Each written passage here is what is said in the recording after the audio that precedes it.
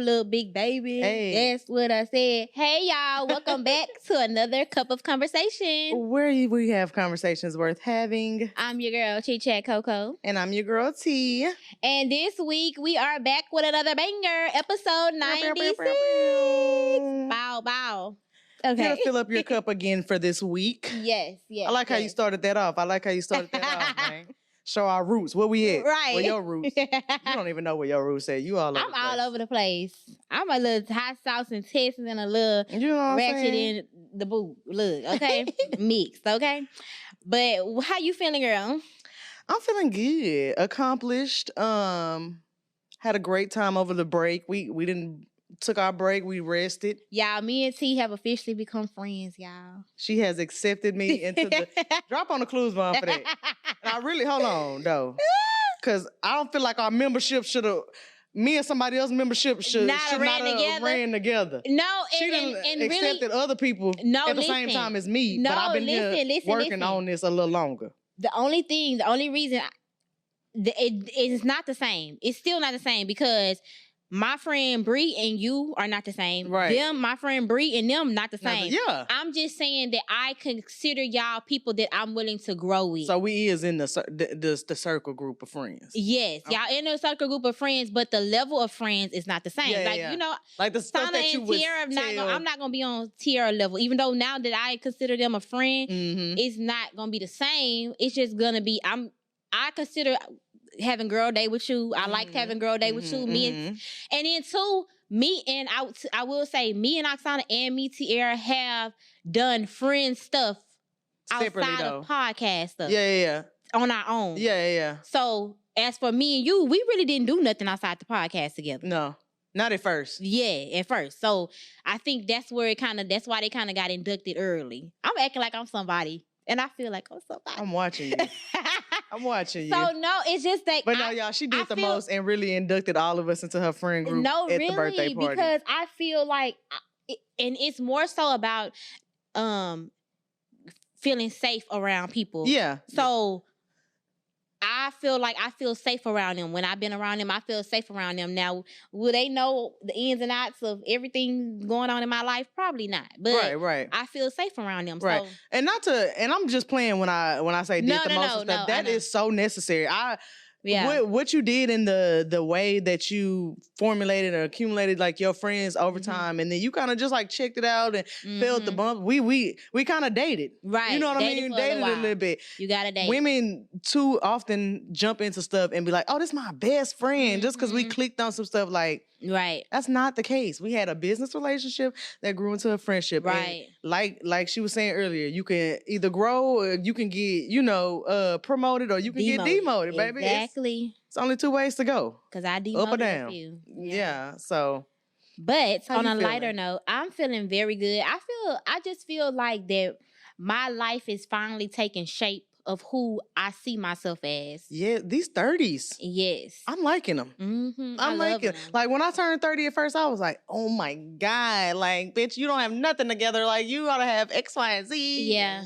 And see, I didn't think that when I turned 30. I did. I thought that I'm about to finally be a grown bitch. I ain't nobody gonna be able to tell me now. That's what I'm thinking now. Because I'm like, oh my God, I'm doing this shit right. Finally. Like I got some money and I don't know how, I'm not just throwing it all over. Exactly. I'm not doing stupid stuff with it. I'm doing what needs to be done. This shit is showing itself. The fruit is starting to grow in my garden. I'm not whacking it out by doing dumb stuff. Exactly. Yeah, it feel good. It feel good to be a grown ass woman. Oh my God. Baby, if y'all in y'all 20s worried about how to get it done you need to be worried about trying shit.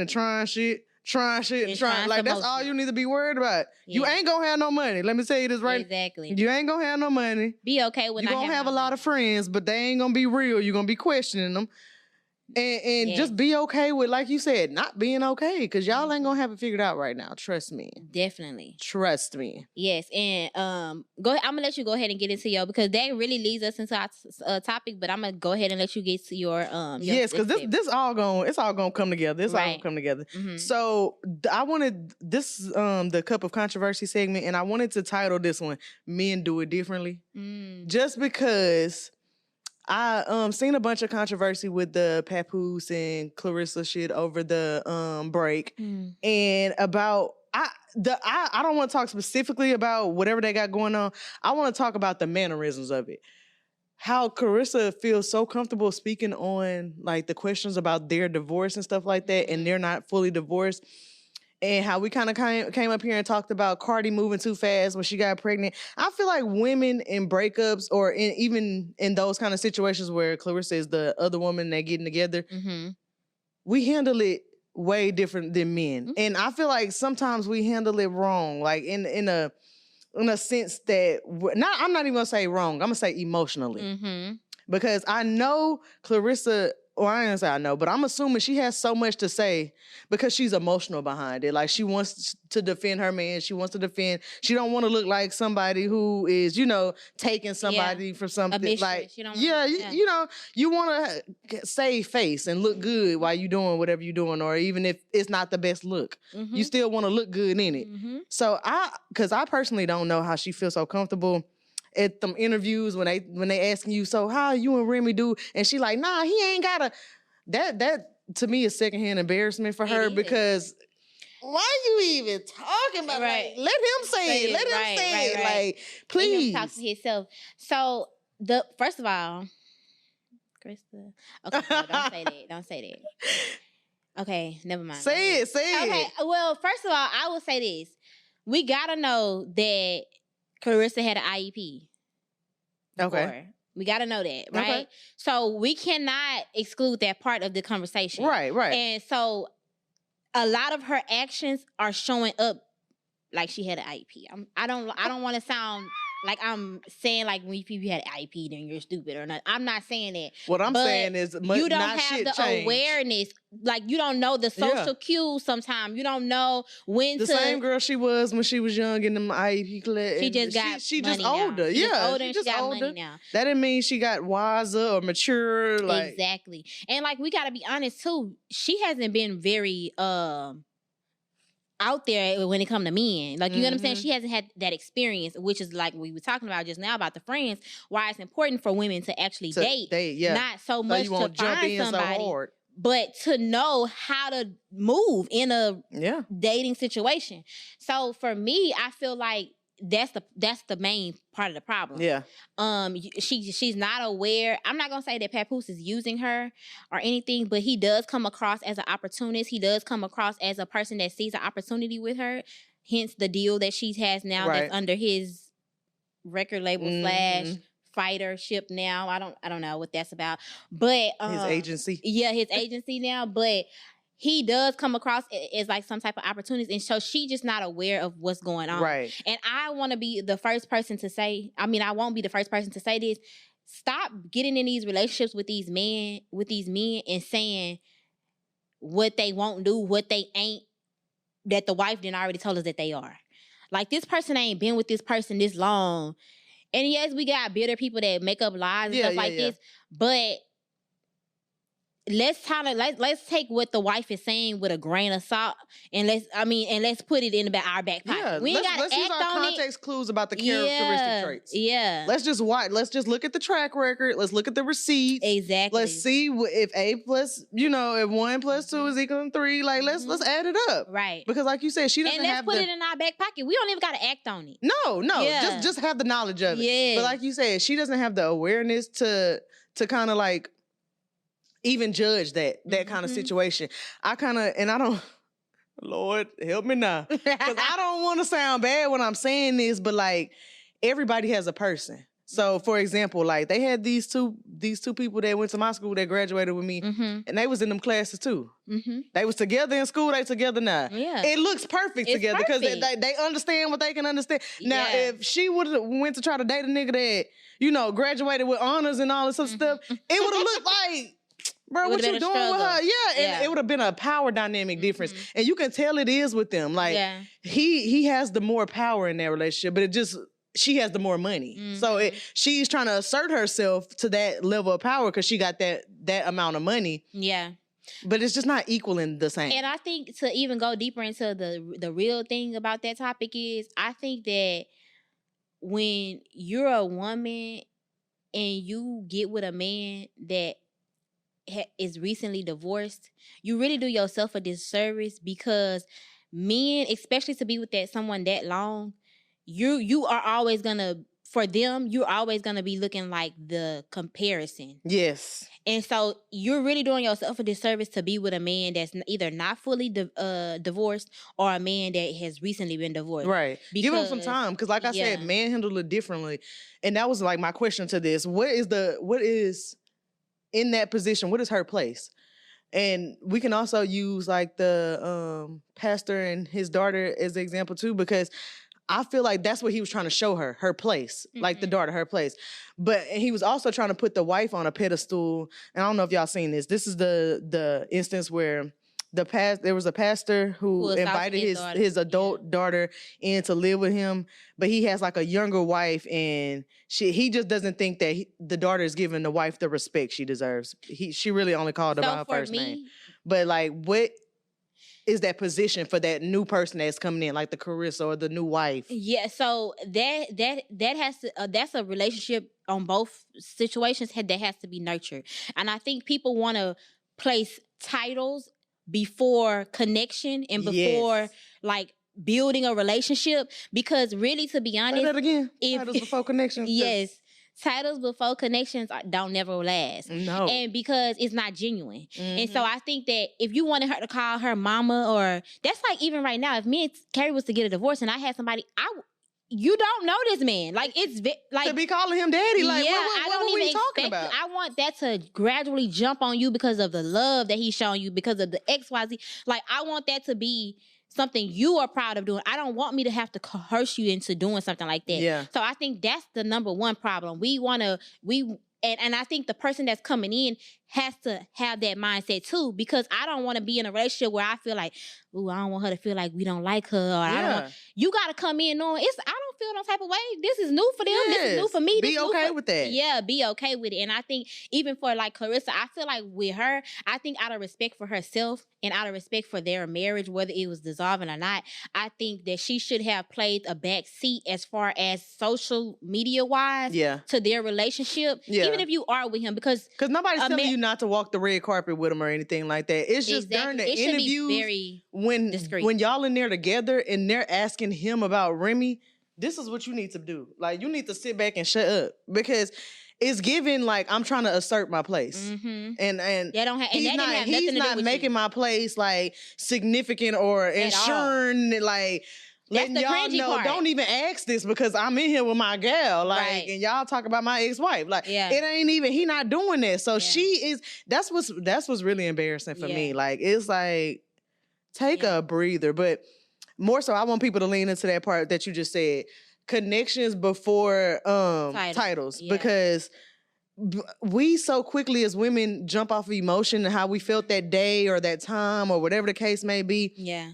And we don't worry about growing the connection, nurturing the connection. Make sure my man. Yeah, make sure I'm asking him the right questions. I'm still in lovey-dovey dumb lane. You know what I mean? Like, no, it's the truth. Yeah. Yeah, and I just feel like that's where she at. Y'all don't fall into no Clarissa shoes. And I hope we ever get big enough for Clarissa actually see some of this, and I hope she don't want to put them paws on a bitch, because I can't take it. You're gonna go to jail for me, bitch. Because I can't take it. You tap me on my shoulder, I'm gonna take you. Exactly. Take you through there. Bitch. I'm about to pass. But look, that's not the woman you want to be. That's not the woman you want to be. Look, like, if you even had a younger sister or a daughter or something, that's not the woman you want them to look up and see. Like, you don't want to be looked at as the begging woman. You want to be looked at as the woman like, that I can make this nigga do whatever for me. Yeah. I can live as soft as I want to. And he wants to do it. Now, I'm not forcing him to do anything. Yeah. No, for real. And so that goes into our part. We headed right into our main topic: setting boundaries without feeling like a villain. Okay, perfect segue. You know what I'm saying? Like, you don't gotta feel bad for having. Hey, baby, look, I got a little girl. She, this all new to her. Yeah. So we not gonna even go in with the whole mama. Yeah. She got a mama. She's good on a mama. Yeah. You know what I'm saying? So it's just right now. This is just about us. Yeah. When we get to the kids stage, I introduce you. You know what I'm saying? Yeah. Just to speak on that part. But I think that I would say this. When we talk about boundaries, I think boundaries, what it does for me and because we know we can overuse words a lot of times. Yes. But Lord, what it does for me, it exposes like the areas of my life where there was really burnout. Mm-hmm. You know what I'm saying? Yeah.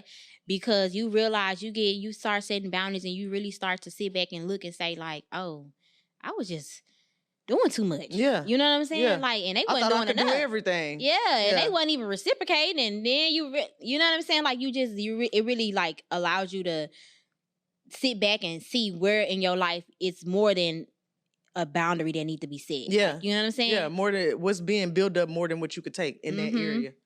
And so I thought about when we talk about without feeling like the villain, that's 9 times out of 10 is tied to people. Right. You know what I'm saying? So one of the things when I get ready to feel like I'm setting a boundary and if somebody's gonna feel a certain type of way about it, I look at who's uncomfortable with my boundaries. Okay. And that's 9 times out of 10 where most of the burnout was kind of stemming from. Whether it was a relationship, whether it was a job title or whatever the case may be, usually people get uncomfortable when you set boundaries that were a cause for the boundary. Right. You know what I'm saying? Yeah. So I guess you don't have to name names, but who got uncomfortable when you set boundaries in your life? I would think the biggest boundary I set was with my family moving to Houston. Because being in the close proximity with them was just making it to where they felt like if I had any speckle of free time, if I was not at work or if I was not doing something that they felt like was up to par to say no to them, that's free time. I ought to be able to drive over here and do this, pick up this person, do that, feed this person, bring this person. Not rest. No. Oh, not rest. Not rest. No. You need to be doing something. Yes, you need to be doing. That ain't lucrative enough. Yeah. That ain't paying you nothing. That ain't making all your money. Yeah. That ain't nothing you can't stop doing to come bring your grandma nothing to eat. Right, you know what I mean? Right. The guilt. So I think I that was like one of the biggest boundaries I set with my family. And I get the occasional run-ins. You don't come down here. You don't never want to see me. That's fine. Y'all still living? Y'all all right? All right. Hey, all right. Bye, y'all. Right. You know what I mean? I go down there. I say what I need to say. Y'all see me? Now, y'all probably won't for another couple months. Why do you think that we worry about how people will feel before we set a boundary so much to the fact that sometimes we don't even set the boundary? Why do you think we care so much knowing that a lot of times, most of the time, our lives could be fine with or without that person? Right. So even knowing that, we know that sometimes we have a friend or whatever, and we know that our life could literally go on without that person. But why do you think we still second guess setting a boundary because of how it affects that person? I think it goes into two things. One is like the need to be wanted. So, you want people, you kind of want people to because me and my sister say that about my mama all the time. Like, God, she complain about people overusing her or calling her too much when you could tell them no or cut them off and, not have that. And everything about your life will still be the same. You won't have to do anything extra but that aspect won't be the same. But you won't have the wanted or feeling needed. So you have to get rid of some stuff to even set a boundary, basically what you're saying. Yeah. Yes. Okay. And you also have to gain some things too, because you have to find something that needs you in a healthy way. Or find a way to need yourself in a healthy way, because sometimes or not need to be needed. That can help too. That might be it. Right. Because sometimes we will even put other people's worries or wants over our own. Like, we know we need to lay down. We know we tired. We know we need to rest. But you let so-and-so call you, or you let this person call you and tell them what they need, or tell you what they need or want. And now you up and moving around and doing this and that. When, truth be told, if you said no, guess what? It was going to get done anyway. They was going to get it done. They was going to find somebody. They was going to get it done. So, I don't know how, I really can't say why. Well, I would say the want to be needed. That's like the main reason to me. What you think? Like, why do you think people? I think, I guess my answer would be along the same lines of wanting to be needed or feeling liked or respect. I guess the same thing. And I think sometimes we do tie our identity to what we can do and how much we can do for people. Yeah. I'm just wondering where this blind obligation come from sometimes. Like, you know, I like that one video I sent you about when the girl was like, we show up at these Thanksgiving with these family members that some of us don't like. And like, where does this blind obligation come from? Because I think in our childhood, we've always been taught to, this your family. You gotta do this because this your brother, this your sister. You can't, you all you got. Even like in my household, like I was always told, you ain't got no friends. Your friends is the people that's in this household. But never mind your brother just ran your credit because you didn't co-signed on a car for him or he owe you $12,000 or something. You know, just never mind all that, right? Exactly. So I think that we just kind of programmed to believe that, and until you can see somebody is safe, you do believe that. Like you believe that yourself outside of what you was taught. Until I can believe that this person is safe for me, I do believe that you probably ain't my friend. Yeah. Or, you know, me. Especially how I grew up. My mom always told me, like, be careful of certain people. Be careful of certain women. Or, you know, like I was programmed to think like that. So until somebody makes you feel safe, you do believe that, you know, this is what it is. Because you have to have that kind of example in your life. And it sometimes don't even, you want it as much as you want it to be from family members. Sometimes it's that man you run into in your 20s, you know, okay, now he's showing me set a boundary what it feels like to be safe, because I didn't have to do all that. I didn't have to bring him food and do all this and for him to like exhaust myself for him to still call and check on me or, you know, and they don't even do that sometimes, and they call and ask you for shit. They don't even say how you doing. Exactly. Or none of that. Like that shit like that grinds my gears. Like I can guarantee y'all, when I'm the one that's rich and famous, or I'm the auntie with the money or the money, I can guarantee y'all can't ask me for $30 without me lecturing you. It's not gonna be. I'm not gonna be that person. Not a lecture, right? I'm never gonna be that. Yeah. No, don't worry about it. Well, how you doing? Yeah. What? Because my nephew asked me for $15. I said, well, hey, we need to start starting these conversations different. I told him we need to start starting these conversations differently, nephew. Right, you can't just text me and ask for no money. And how about if you know you gonna need your auntie? How about you call and just sit and talk to your auntie for 30 minutes every now and then? Yes. Don't make the only time you call me. Yes, because you knew before Friday, you knew Wednesday, Thursday, and Friday that you needed $20. No, so you should have called me on Tuesday. Yeah. And started up a conversation. Because by Friday, you knew you was gonna need something. Right. Like I don't, because and that's the thing of people want to feel like if I do something for you, like I'm just not getting the short end of the stick every time. Exactly. Sometimes you will. That's a part of relationships. But all the time? Yeah. No. Yeah. I mean, when I'm telling you, I'm at the point to start doing people how they like the way people call me or how my nephew will call me and ask me for something and don't, or the way people will pull up to something that I threw and don't bring nothing. I'm starting to do that shit. Girl. Look, I pulled up to a birthday party the other day. I ain't had nothing in my hand but this phone. And we talked about that. Yeah. I don't care, because look, the person ain't never came up with. Look, you don't come with that. Really. So shit. Yeah. Look, what am I stressing for? So we just talked about being safe and and feeling safe with people. How do you not confuse somebody being nice and somebody being safe? Because nice wears off. Nice wears off sooner or later. Like, especially if you are really aggravating to somebody's soul. Like if they really don't like something that you're doing, I can only smile at you for so long before I start. Real just bitch. Like you're really getting on my nerves now. Like right.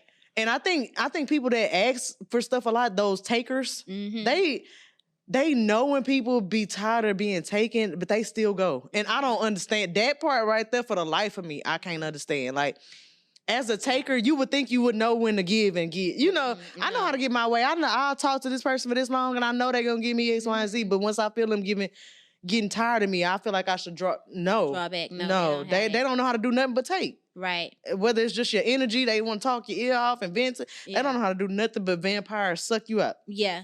And I think for me, how I keep it distinguish is two things. One is when you can tell me something I don't want to hear from you, and I'm okay with you still. And then, so basically, I feel safe whether I'm in the wrong in the situation or I'm in the right. Like, I can still be around you. Right. And then another one is I feel safe when people are just as vulnerable with me. Yeah. Because I can even admit, it was a time in our relationship, I'll call you and tell you something, and then I get out the phone and I'll be like, I feel like I gave her too much. I gave her. I mean, it's not like because of me that I didn't give. Yeah, it's because you didn't give enough. You didn't give nothing back, and it wasn't that I thought that you was finna go tell all of Orange my business or all of Houston, and then I just was like, she ain't say nothing back, and I'm just. But it came to a point in our relationship where. Because remember I told you at first, I said you used to like act perfect, like nothing ever happened to you. But it came to a point where I was venting you about something. You was like, "Yeah, girl, I did that too." And I was like, "Not you, right? Nah, I know you lying to me. Yeah, I don't want to even say what it's about because I remember it like yesterday. We'll talk about it on camera. I'm scared, but I was like, "Not you." But I think that's people do want to. Know that you're relatable. They want to know that, like, okay. And I kind of have like a double-edged sword with that because I hate venting to people and they be like, yeah, girl, my man do that all the time. And they change it to something about them. And I think that's too. So you got to know the balance between, you got to know when to give a little, but when to just say, yeah, girl, your situation is fucked up. You know what I mean? Like, I'm not putting myself in your shoes. Yeah. I'm not trying to take nothing from you or nothing like that. I'm not trying to act like I know exactly I'm not trying to act like I know none of that shit. Because sometimes I can't relate, y'all. I ain't gonna lie to you. And that's okay not to relate sometimes, especially on some negative. Exactly. That's what I'm saying. Like, I don't. But yeah, it's been a couple times you done called me and I done felt like I done been vulnerable, but you haven't. But again, it's give and take in those. And I think when you get to know me, I'm also not a like overly emotional person. Yeah, you're not super irrational. With your emotions. You know what I mean? Like, I'll call and be feeling like that. And then after you say or ask like one or two questions, I'll be like, shit. Was I even that mad? Right. Like, I'm not even feeling like that no more. Right. And then I think too, I be so ready to move, like I said before, I be so ready to move to a solution that I skip over the fact, okay, make the connection the madness. First. Make the connection or be vulnerable right now and then give a solution. I just be like, yeah, so what you gonna do? You gonna... you missed the whole middle part. You missed it. Like, I ain't even sandwich the shit. Like, they be saying you gotta lean it. Nah, you didn't. Dry ass sandwich. Raw. Nothing but bread. Look. But no. Popeye's biscuit. No, for real. Choke you up. Hold up. I'm getting better, make me cry. But I also, like I said before, I think that comes from being in a survival mode for so long that I feel like now that I'm getting to a point to where I'm in a softer era of my life, when it comes to like my man, myself personally, like I feel like I'm able to, like my shoulder's not here. So when you bring me something, I'm like, oh yeah, girl, because I thought about that too. Or, right. Oh, that happened to me too. Like, I'm able to really be in my emotion. Whereas before, you don't got time for that. That's my thought process. You don't got time for that. Get out your emotions. You got to get to this money. You got to get to this whatever it is, school. You got to figure it out. Yeah, you got to do everything. So I think that now I'm kind of getting softer, and that's helping with me being able to be more vulnerable. Even with my closest friends, like they probably would say the same thing too. Like the Breeze, they probably would be like, bitch, you always want to fix somebody's fucking life. Yeah, you know what I'm saying? So it's just coming with time. But my last thing is, what would you change if peace mattered more than people's expectation? Ooh.